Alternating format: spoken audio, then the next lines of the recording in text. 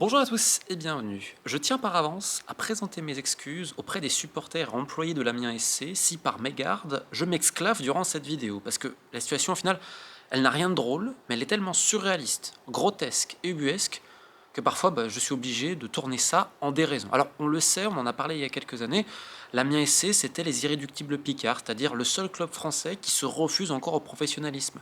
Sauf qu'à l'époque, c'était bon enfant. Alors, c'était n'importe quoi, grotesque et rempli d'incompétents. Sauf qu'en fait, c'était voulu pour mieux contrôler le club. C'est-à-dire le nombre de fois où ils ont raté des signatures le dernier jour parce qu'en fait, ils ont oublié d'envoyer des papiers. Ils faisaient des coups francs sur le terrain. Ils faisaient des tournois de ping-pong. Les visites médicales qu'on ratait. On se ratait également dans le diagnostic médical. L'alcool à gogo, les réunions à tacos. On achetait des chiches. Enfin, ça n'avait strictement aucun sens. On pensera au tournoi de poker qui s'organisait au club. Et après, ils avaient peur de se faire choper. Ils le faisaient je sais pas où, dans une espèce de backroom. Je ne sais pas. C'était n'importe quoi. Sauf qu'à l'époque, quand je vous disais, bon, on ne faisait rien, c'était Club Med, mais on rigolait. Maintenant, à l'Amiens SC, alors non seulement l'incompétence est toujours reine, notamment dans les postes de direction, mais en plus on a une ambiance quasiment psychédélique et très malsaine à l'intérieur du club. Ce qui fait que c'est presque un bateau ivre, sans capitaine, avec un propriétaire complètement absent, des dirigeants ici et là qui s'occupent plus de se faire des guerres internes plutôt que de gérer l'équipe qui est aujourd'hui dans les bas-fonds de la Ligue 2 qui perd plus de 10 millions par an. Enfin bref, il n'y a absolument rien qui va. Et comme vous allez le voir, en plus d'une mauvaise gestion, on touche carrément le summum de l'ubuesque. Alors, avant de rentrer dans les anecdotes grandiloquentes et un peu sportifs, je tiens à présenter le club qui est donc détenu par Monsieur Joannin. Alors c'est un propriétaire qui est rarement là, qui délègue. Et Monsieur Joannin, bon déjà, on va dire que ce n'est pas le plus facile à vivre quand il est au club, certaines remarques. Heureusement qu'il n'y a pas de micro et de caméra dans les loges et autres, parce qu'autrement, beaucoup seraient choqués de la teneur des propos. Mais bon, ça au club, tout le monde est au courant. Et Monsieur Joannin, alors c'est très particulier, parce qu'à un moment donné, il voulait vendre le club. À un moment donné, non, et je vais vous montrer l'ambiance psychédélique. Et là, son directeur sportif, à m'a tout faire depuis des années, John Williams. Vous savez qu'il n'y a même pas au club, c'est des prestations, et qui en même temps faisait le recrutement de Bordeaux. Oui, parce que à Amiens, ton directeur sportif, il travaille aussi pour un autre. Bon, ça n'a strictement aucun sens, ok. Et donc, à un moment donné, John Williams, il cherchait des investisseurs pour racheter les parts de Monsieur Joannin. Et finalement, il en trouve, en Angleterre. Rendez-vous. Et là, Joannin, il dit, mais moi, je veux pas vendre le club. Alors qu'avant, il disait qu'il voulait vendre le club. Donc, le directeur sportif, vous imaginez. Et en fait, à un moment donné, il s'appréciait. Après, il y a eu des tensions.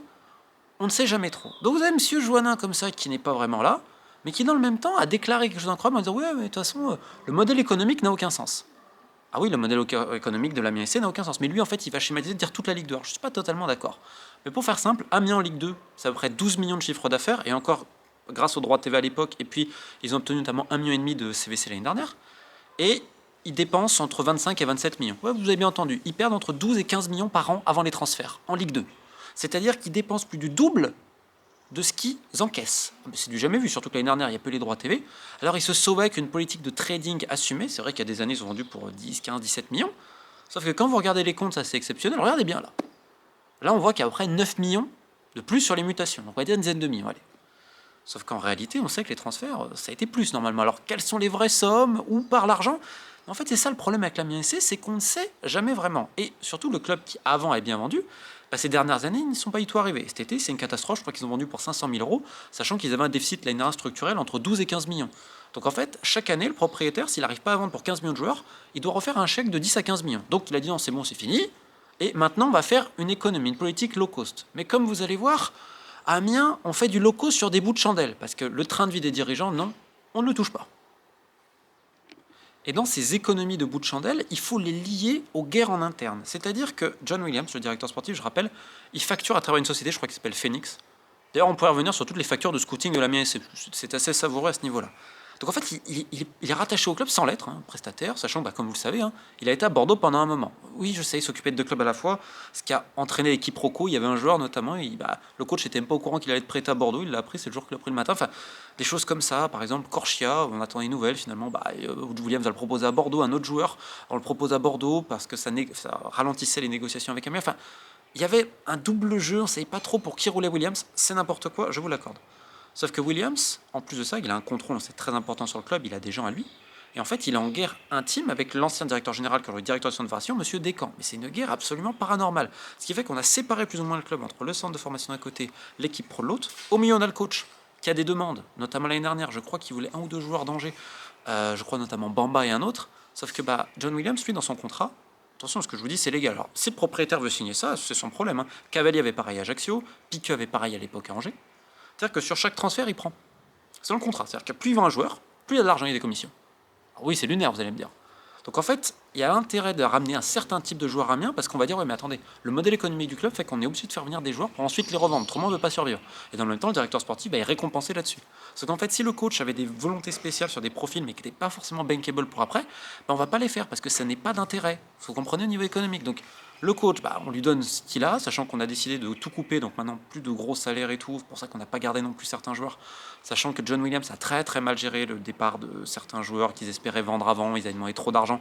Ce qui fait que cet été, on n'a quasiment rien fait rentrer dans les caisses. Et l'effectif s'est réduit à peau de chagrin, toujours avec des recrutements. Bon, on ne va pas détailler là-dessus. Mais bon, pour vous expliquer. Donc le coach et le directeur sportif, bon, ils ne sont pas d'accord. Le directeur sportif et le directeur du centre, c'est la guerre. Mais en dessous, vous avez le directeur administratif et financier, monsieur Didier Frémaux. Alors on n'en parle jamais. Mais c'est lui le patron du club. Parce que John Williams, il n'est pas là. Même s'il commande le club, il n'est pas là. Le propriétaire, il n'est pas là. Donc en fait, il y a qui? Parce que la haute direction, elle n'est pas là. Donc en fait, tu as le vice-président, qui n'est pas souvent là, des fois il passe un peu en fin d'après-midi, monsieur Duprez, je crois il s'appelle. Il a toute confiance en Didier Frémaux, qui est arrivé comme comptable et qu'aujourd'hui est directeur administratif et financier. Pour vous faire simple, je crois que 5 ou 6 jurys se sont succédés et 3 comptables depuis qu'il est là, en 2 ans, un peu plus. Il avait un problème avec les gens qui gèrent la boutique. Parce qu'on a un directeur administratif et financier, Amiens, qui fait tout. Il donne son sur le sportif, le jardinage, le marketing, le merchandising, la com. Bon, sachant que la com, évidemment, c'est la fille du vice-président. Bon, bref. Et écoutez bien l'histoire. Il y a eu une rixe. Ils sont quasiment mis sur la tronche avec un employé de la boutique, à qui on a fait une rupture conventionnelle. Merci, bonne nuit. Donc le directeur administratif et financier, certains se sont plaints. Oui, il parle mal aux employés, etc. Alors, on a reconnu, oui, bon, Didier un peu comme ça, mais bon, Didier fait ce qu'il veut. Didier, c'est le directeur administratif et financier le plus puissant de France parce qu'il a son avis de partout. Pour vous montrer à quel point c'est lunaire. Donc Didier, il a dit, non, faut qu'on dépense moins. Alors Didier, déjà, il faudra lui dire, mais Didier, quand il y a des prestataires, essaye de ne pas les payer 2 fois ou 3 fois, parce que c'est déjà arrivé à l'Amiens SC, on a une facture, mais on l'a payé 2 ou 3 fois. Évidemment, les mecs, ils vont rien dire. Sachant que, évidemment, l'Amiens SC, club expert dans le retard de paiement. Il y a des fournisseurs qui sont toujours pas payés depuis longtemps, des agents, des avocats.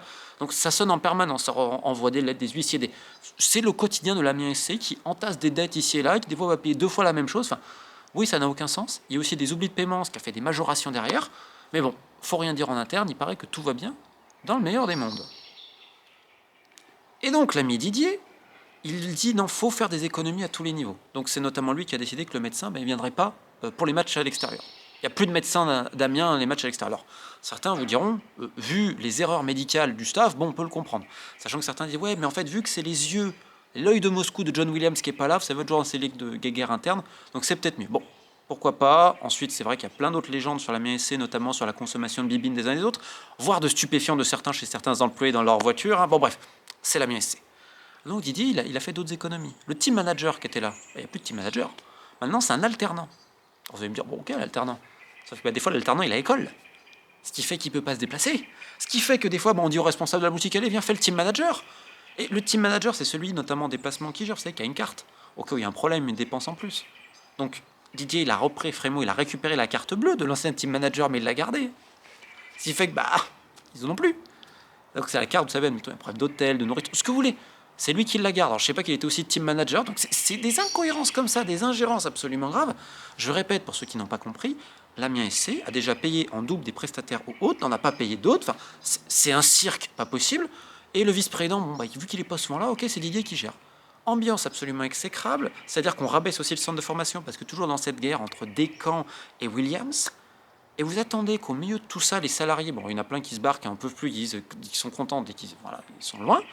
On a entre 40 et 50 salariés, je rappelle, notamment avec le centre de formation. On fait des économies surtout à la fin du match. Pour les partenaires, il y a une bodega. Donc, vous savez, dînatoire, etc. Et tout. Et avant, il y avait les salariés, parce qu'à l'époque, quand même, Amiens, c'était un peu une famille, il y avait quand même un esprit. Ah bah là, on a dégagé les employés, on leur donne un peu du vieux pâté en machin, ça leur suffira aux employés.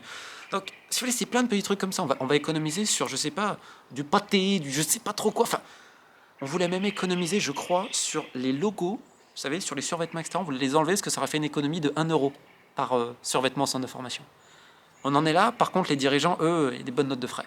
Donc, on vit dans un double monde où, en effet, le club perd énormément d'argent parce que le modèle était catastrophique depuis des années.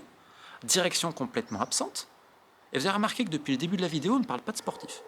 Je ne parle même pas des agents, des intermédiaires, du training. Parce qu'en fait, le foot à Amiens, c'est pas la grande priorité. Et donc en fait, chaque année, c'est le Club Med. Normalement, ils assurent le maintien tranquillement pour la partie de saison. Et la deuxième, bon bah voilà, parce qu'il n'y a aucun cadre de travail réel, en fait. Tu te dis, c'est juste un cirque. En parlant de cirque, on a demandé à la boutique d'avoir beaucoup plus de résultats, beaucoup plus de chiffre d'affaires. Sauf qu'en fait, on baisse les achats de marchandises. C'est-à-dire qu'on achète de moins en moins. Donc tu vas vendre comment si tu n'as pas de quoi vendre? Enfin, c'est que des choses ubuesques comme cela. Et au mieux, vous avez des joueurs bon, bah, un peu désabusés, voit bien que plus haut, bah, y a rien. Le coach, pas tellement soutenu non plus dans ses choix. Et donc forcément, on a réduit l'effectif, on réduit les moyens du centre de formation également. Donc en fait, ça pose énormément de questions sur la viabilité du projet. Est-ce que le propriétaire il veut vendre? Bah, aujourd'hui, c'est presque insondable, on n'en a aucune idée. Il était au club d'ailleurs il n'y a pas si longtemps, toujours avec des remarques. Bon, honnêtement, hein, je pense qu'un jour les gens du club seraient bien qu'ils en parlent. Mais ce qui se dit à l'Amiens SC, à côté, franchement, Zemmour, il est light. Il est light, le gars. Et franchement, quand vous voyez certaines affaires à la Fédé, les propos sur les femmes, ah, c'est light. La Fédé, ils étaient light à comparer de l'Amiens SC. Je vous en dis une petite quand même, parce que pareil, Monsieur Frémaux et d'autres, ils ont certains du chouchou. Il y a certains employés, bon, ils sont mieux traités que d'autres. Bon, on va faire très simple. Il lui a demandé un rappel à l'ordre pour des propos complètement déplacés. Comment c'était? Oh, mais toi, ça te ferait du bien de brouter les minous, hein? Et ouais, fais-moi un café ou je te VIOL. Bon, une petite lettre quand même de rappel, alors c'est quand même, hein. Bon, c'est pas bien, hein. Voilà, c'est tout. Donc il y a des employés quand même à la MSC, ils ont visiblement des droits que d'autres n'ont pas. Et le pire, c'est que lorsque vous émettez une critique, lorsque des journalistes le font, soit ils se prennent un courrier de menace judiciaire de certains, soit, bah, en fait, ils osent pas dire, parce que déjà, le club on a l'impression qu'il est à l'abandon et tout le monde s'en fout. C'est plus triste quand même pour les supporters, pour plein de choses. Mais deux, en fait, aussi, on fait la chasse aux taupes. Alors, je tiens à préciser la direction de l'Amiens SC, comme j'avais fait pour Ajaccio, pour Martigues et tant d'autres, pas la peine de chercher la taupe, il faut chercher la taupinière.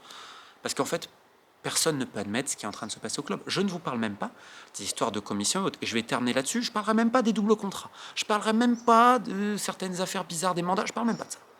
Mais à l'époque, l'Amiens SC, c'était réputé pour le cash. Hein, tu avais une partie du salaire, à un moment donné, c'était du cash. Et les droits d'image, notamment les joueurs sud-américains. Il y avait une partie, en gros, voilà. C'est pour ça qu'ils avaient très peu de masse salariale réelle. Parce qu'en fait, elle n'était pas entièrement déclarée. Pareil, hein, le jour où il y a une inspection à la MSC, on va rigoler un moment. Hein. Et ces dernières années, ils ont fait autre chose. Surtout sur les joueurs africains. Tu as une fondation, une académie en Afrique? Alors, je leur demande pourquoi. En fait, il fallait en ouvrir une. Et comme ça, l'Amiens SC, en complément de salaire, on va dire, hein, certains diraient. En fait, ils faisaient des donations là-bas. Tenez, cadeau, c'est le petit document là pour voir. Ça peut être le seul, Fofana et tant d'autres. Et certains joueurs, des fois, ils disaient, ouais, vous avez fait la donation, etc. Et donc, en fait, ils envoyaient de l'argent en Afrique à travers une académie, une fondation. Alors, sur le principe, c'est joli. Ou, en fait, la question, c'est est-ce que c'était de l'argent pour des fondations, académies liées à un joueur, ou c'était un complément de salaire qui échappait à une certaine fiscalité? Donc, encore une fois, ça, c'est la mienne. Et cette question, bah, j'aimerais beaucoup que le club réponde. Hein. J'ai contacté le club ces derniers jours sans succès, notamment M. Joannin. J'aurais adoré faire une interview de M. Joannin qui nous explique hein, les projets, tout ça, si c'est normal de gérer un club comme cela, si la gestion humaine, la gestion financière, la gestion sportive, etc.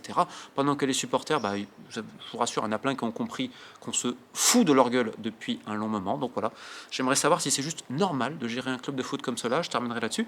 L'année dernière, l'Amiens SC a obtenu 1,5 million de CVC pour un projet structurel. J'aimerais bien savoir quel est le projet structurel. Je ne doute pas qu'il y en a un, mais en fait, il y a tellement peu de transparence que ce serait bien un jour que le club communique et pas uniquement en faisant croire que tout va bien dans le meilleur des mondes. Non, le club va à la dérive. C'est comme un bateau ivre, en fait, vous savez. Il est en train de tanguer. Le capitaine, il est aux abonnés absents et 1000 milliards de sabords. On ne sait toujours pas s'il reviendra à la barre parce qu'en fait, à l'Amiens SC, on s'occupe des intérêts des dirigeants, de se faire la guerre les uns les autres, mais du football, surtout pas. Ça, depuis des années et des années. C'est pour ça qu'ils sont descendus en Ligue 2 et que si rien d'autre ne sera fait, ils tomberont en National. Et là où on peut encore plus s'inquiéter, c'est vu le déficit structurel absolument abyssal, on peut se demander surtout si économiquement le club ne va pas dans un énorme mur ces prochaines années. Donc force évidemment aux employés, aux supporters de ce club qui méritent bien mieux que cette direction inique. Sur ce, keep the faith.